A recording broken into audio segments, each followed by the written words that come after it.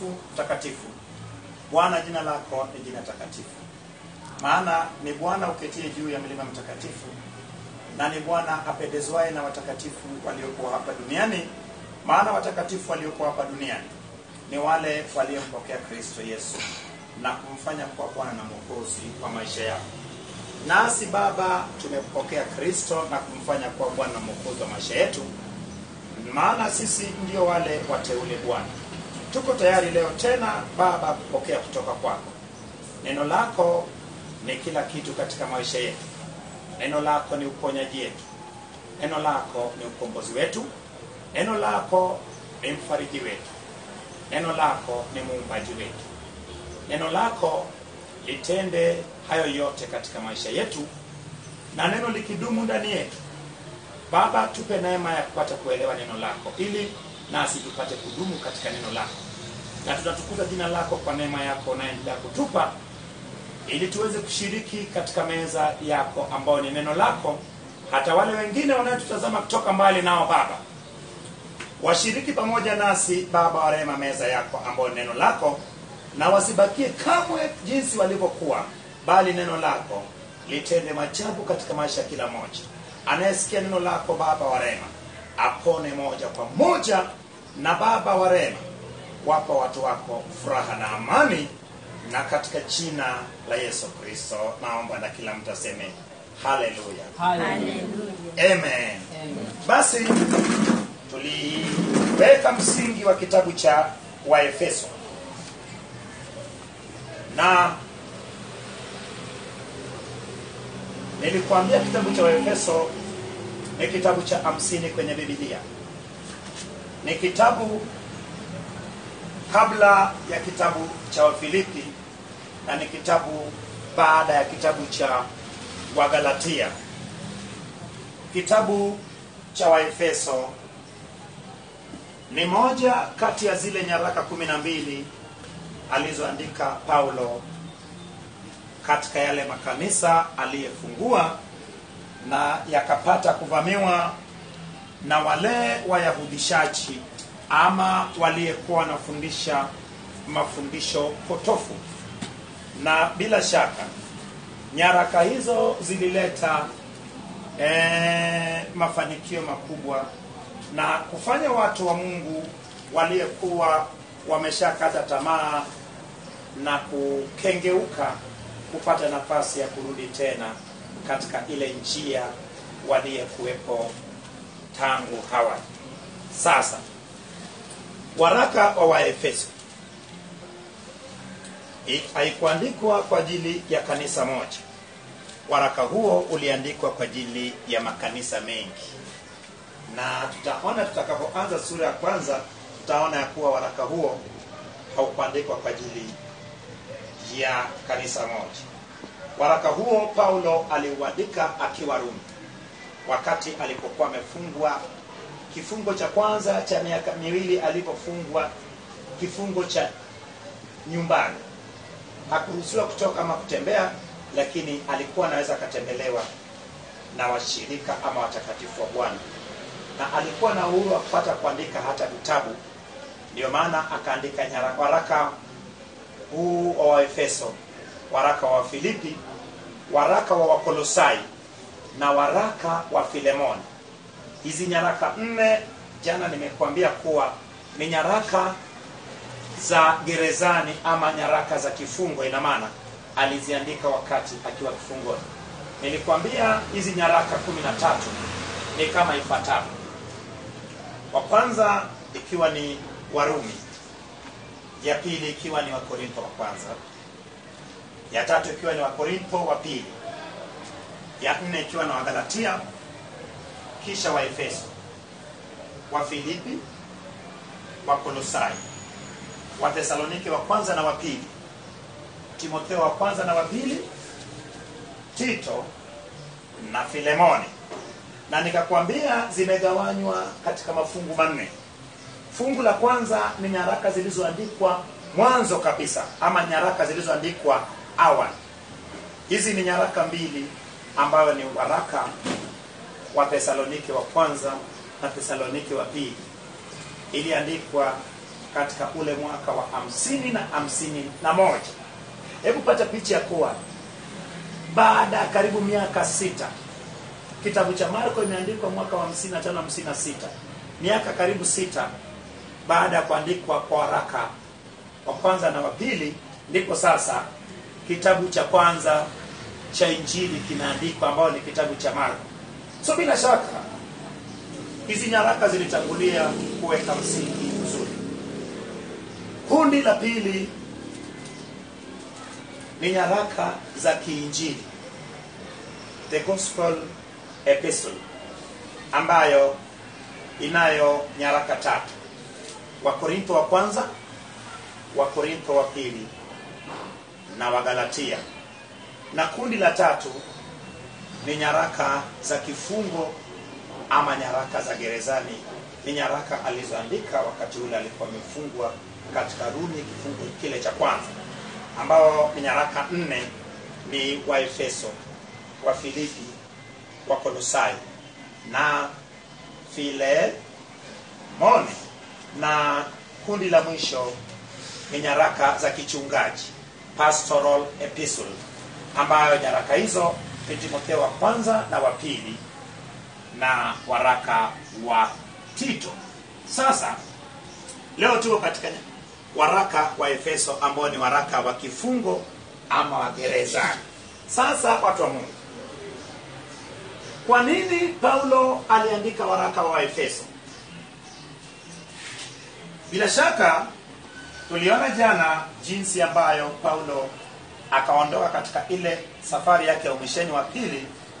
Mwishoni anapata kufungua kanisa kule Efeso, na katika makanisa alilofungua Paulo, kanisa la Efeso ndio kanisa ambayo alikaa muda mrefu nao. Alikaa miaka 3, na miaka 3 hiyo ilikuwa ni kuweka msingi na kufundisha wale watu mpaka wakakaa vizuri, ndipo akaondoka. Na ni vizuri sana Mungu anapokupa kibali cha ama kuanzisha huduma ama kanisa, uhakikishe umekaa na watu na kuwafundisha mpaka waelewe. Wakielewa, kumbuka ya kuwa watafanya kazi ya Mungu vizuri. So baada ya kuanzisha kanisa hilo, baadaye kilichotokea, walikuwa baadhi ya Wayahudi, lakini sio wale waliotoka Uyahudini. Kwenye kisa cha Waefeso ilikuwa tofauti kidogo. Iliinuka mafundisho potofu katika ule mji wa Efeso. Mji wa Efeso ulikuwa ni mji ambayo ulifahamika sana kwa ajili ya ule mungu mwanamke Atemi wa Efeso, ni mkuu.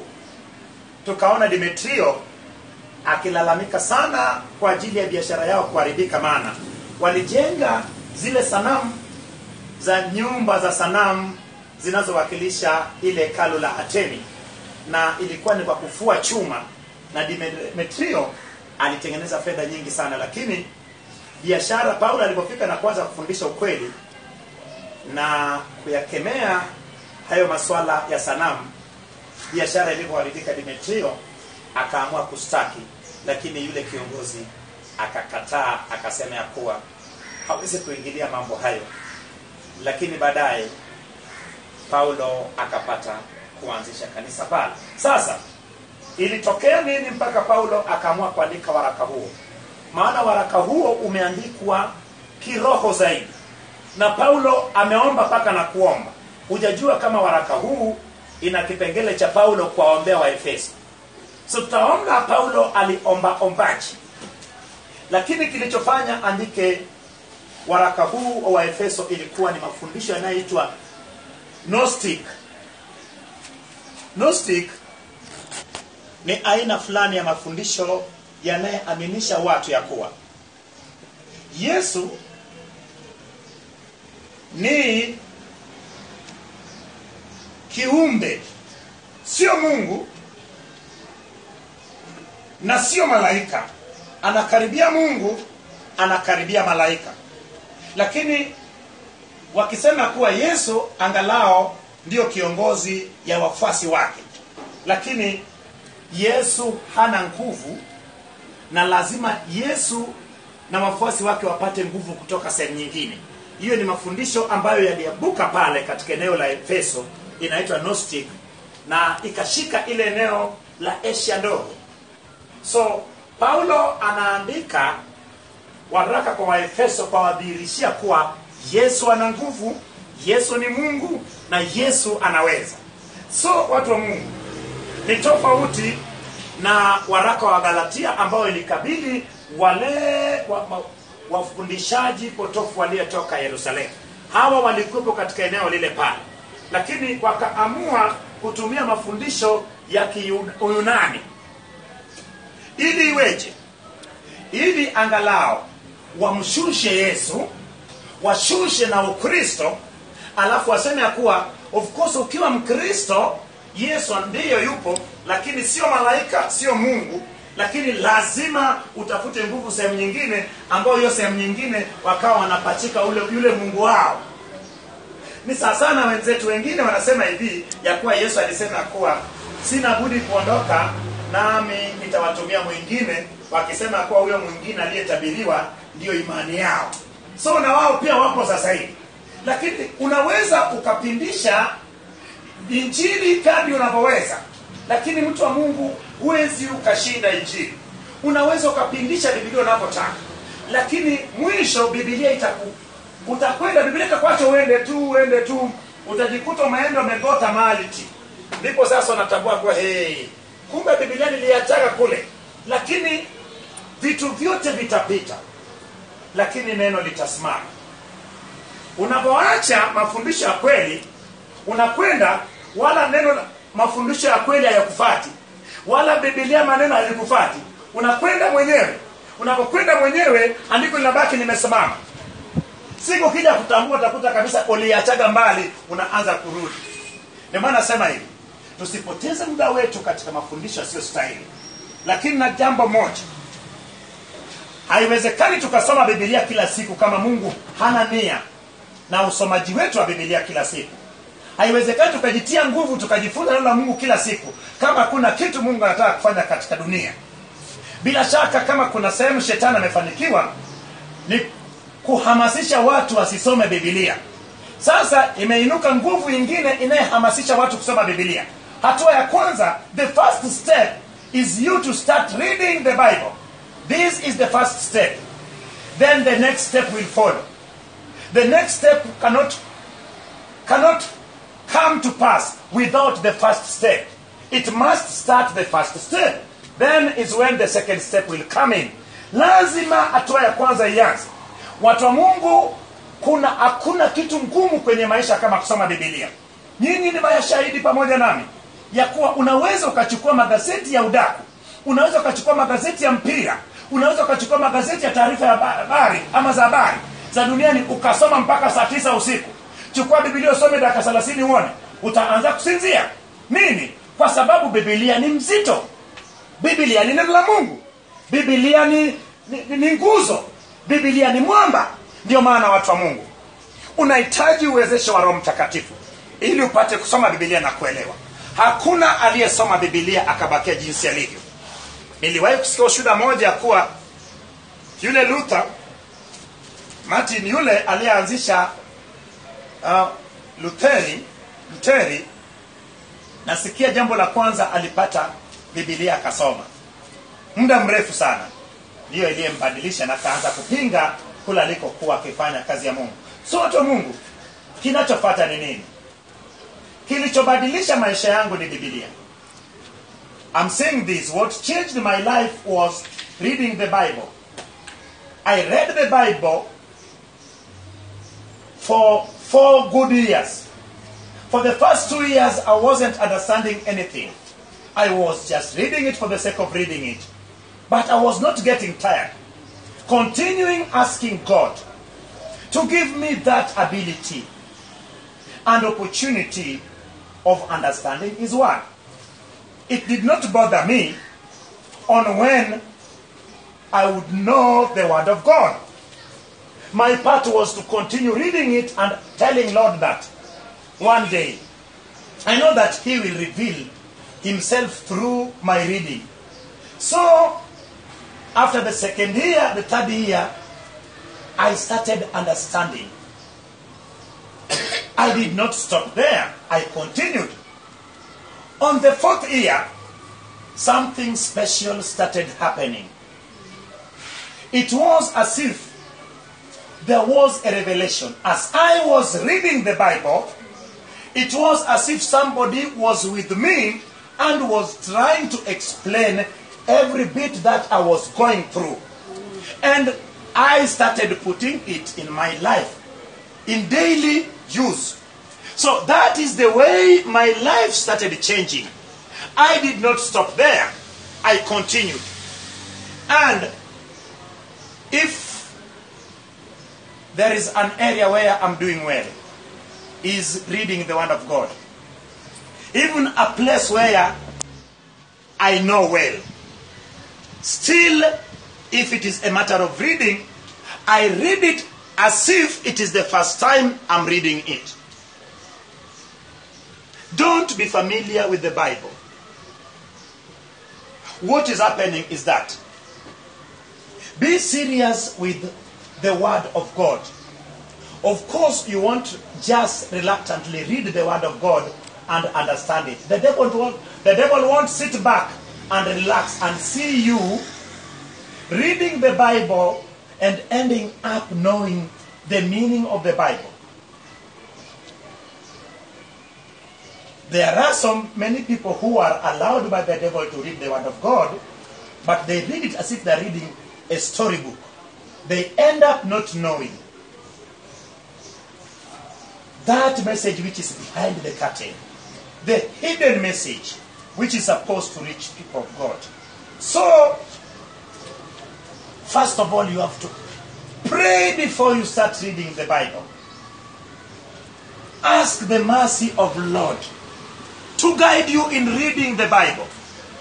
Don't just read it as if you are reading any other book. It is having opposition.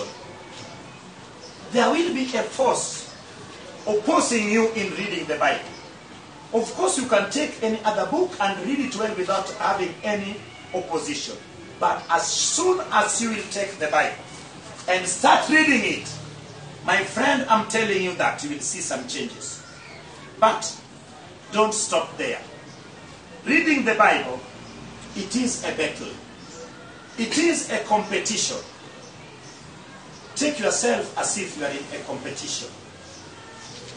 And it is not your problem on when will you know or understand the Word of God or where you are reading. You have to play your part or your role. Read it. Let the Lord continue revealing everything that is hidden where you are reading in the Bible. Nimesema hivi. Kwa jaribu kusema kuwa Biblia ukisoma utapata upinzani. Mara nyingi watu wengi hawajui wasomeje Biblia. Ni vizuri unisikilize kwa makini ili ibadilishe maisha yako. Usisome Biblia kana kwamba unavyosoma gazeti la mchezo.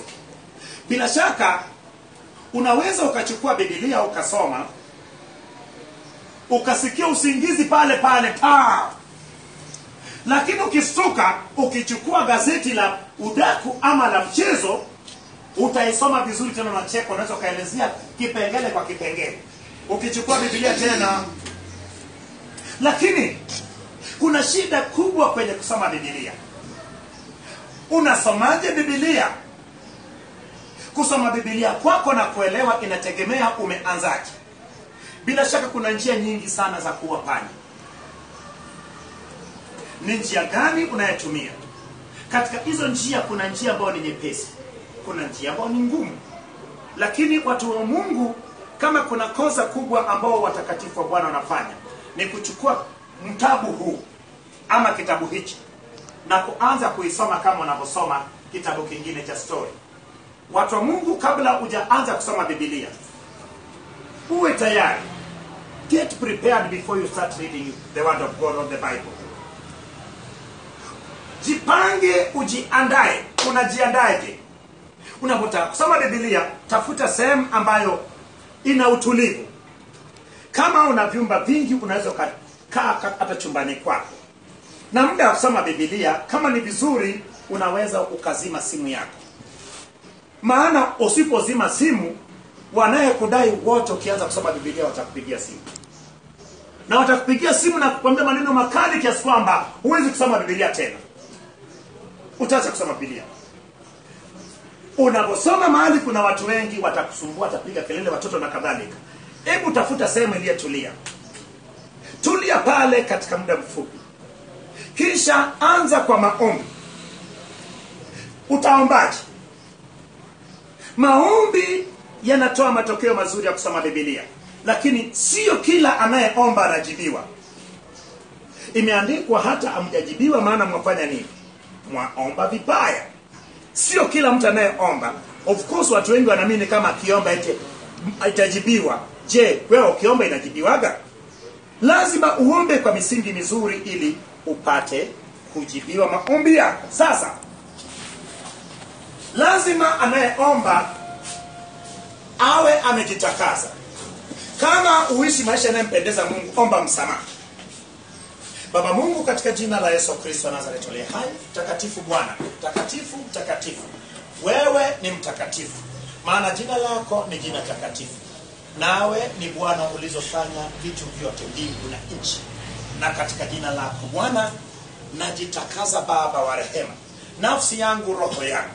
Baba, maagano yote, mabaya yote, dhambi zote Baba nilizotenda kwa kujua pasipo kujua, hata dhambi nilizorithi Baba wa rehema, zinazo ni hukumu Baba kutoka kwenye ukoo wangu, Baba najitenga nazo kwa jina la Yesu. Na Baba mweza wa yote, natukuza jina lako, maana umekuwa mwema, umenilinda hata kunifikisha Baba wa rehema muda huu. Na Baba wa rehema, mimi ni kazi ya mikono yako, na neno lako ni chakula changu cha kiroho. Mimi ni roho Baba, ninapokuwa tayari kula chakula chako Baba, ninaondoa roho zote kinyume nami wakati wa kula chakula chako ama kusoma Biblia. Roho Baba za kusinzia, vifuniko vyote ninaviondoa Baba. Na Baba uwepo wako ifunike eneo hili. Na Baba, ewe Roho Mtakatifu ndiyo mwalimu bora tuliahidiwa na Bwana Yesu kuwa utakuwa ni mwalimu wetu. Nisomapo Biblia, unifunulie mafumbo yaliyojifumba ambayo ni ya Mungu na kunifundisha. Asante Baba, maana nayaweza yote katika yanitie nguvu. Uniwezeshe Baba kusoma Biblia, maana usipowezesha mimi kama mimi siwezi. Katika jina la Yesu Kristo naomba na kuamini. Hebu pata picha kuwa umeomba uwezesho wa kusoma Biblia. Umeambia Mungu akuwa asipokuwezesha wewe ni kama mtoto ameendea baba yake alafu analia. Bila shaka baba lazima achukue hatua. Lakini watu wengi hawaendi mbele za Bwana kwa kujinyenyekesha na kumwambia Bwana awawezeshe wasome Biblia. Mtu wa Mungu, unapomaliza kusoma Biblia tena, fumba macho, sema Baba, nalitukuza jina lako, maana Bwana nimeyaweza yote katika wewe ulinitia nguvu. Hata haya niliyasoma Baba. Roho Mtakatifu na kushukuru, maana umenifanya nielewe sehemu nilichosoma. Nami nasema Bwana ni asante. Hayo yote yakae ndani yangu, maana imeandikwa, na neno langu likae ndani yenu kwa wingi. Neno hilo linifungue vifungo sugu, linitakaze, liniumbe, linilinde, maana imeandikwa, Bwana ndiye alindie mji, asipolinda mji walinda kesha bure. Bwana ni neno na neno ni yeye. Na katika neno lako Bwana nitembee Baba wa rehema, nikiwe chini ya uvuli wa ulinzi wako, katika jina la Mungu Baba, Mwana na Roho Mtakatifu. Amen. Umemaliza kusoma hivyo usielewe? Umeanza kusoma vile alafu malize kwa kusoma hivyo usielewe? Usipoelewa Bwana njoo niambie, mimi nitamuuliza Mungu. Lakini anza na Mungu, maliza na Mungu. Ndio maana Mungu anasema hivi, chochote unachofanya kwenye maisha yako wewe mtu uliokoka, anza na Mungu. Kwa nini mimi ninapotaka kutoka nyumbani ninapiga magoti chumbani, ninaomba Mungu? Nikishaomba Mungu, namshukuru Mungu, namwambia Bwana sasa natoka, uwepo wako iendelee kunitamia na itamie barabara nitakayepita na njia zangu zote, nikiyabatilisha mabaya yote yaliyopangwa kinyume nami. Baba nashukuru jina lako. Natoka ndani ya nyumba, naenda nje, naingia kwenye gari. Kabla sijawasha gari nasema Bwana Na kushukuru maana hata gari umeilinda mpaka muda huu Bwana. Kama ulivyoniongoza jana nikaendesha gari vizuri katika pirika zangu nikarudi salama Bwana. Umenipa nafasi tena nyingine ya kwanza kuendesha gari. Baba, ni nani aliyeanza nawe asifiki mpaka mwisho? Ninapoanza Baba, anza pamoja nami. Maana mimi nayaweza yote katika unitie nguvu. Kristo uwe ni dereva, maana sio mimi nayeishi bali wewe Bwana. Baba, naigeuza gari iwe gari kweli. Mabaya yote yaliyenuiziwa na kupangwa Baba, nabatilisha kwa jina la Yesu. Baba, natukuza jina lako maana umesema kwa walio kwako jicho lako huzunguka duniani mote upate kuwaona Bwana, ili upate kuwaokoa. Nashukuru jina lako Bwana katika jina la Yesu Kristo. Haleluya. Nawasha gari, naendesha gari. Napoendesha gari na mtafakari Mungu, na nena kwa lugha gari yangu, na nyimbo zinazopiga ni za Mungu. Natunza uwepo wa Mungu kwenye ndani ya gari yangu. Naweka nani za mahubiri. Niko katika uwepo wa Mungu. Napofika nakoenda kama ni kanisani, nasimamisha gari, nazima gari. Nashukuru Mungu na kutukuza Bwana, maana sio kwa uwezo wangu kutoka nyumbani na kuzunguka na kufika hapa Baba kanisani. Na nitukuza jina lako Bwana, maana wewe unaweza yote. Umeniwezesha Baba. Asante kwa wema wako Bwana.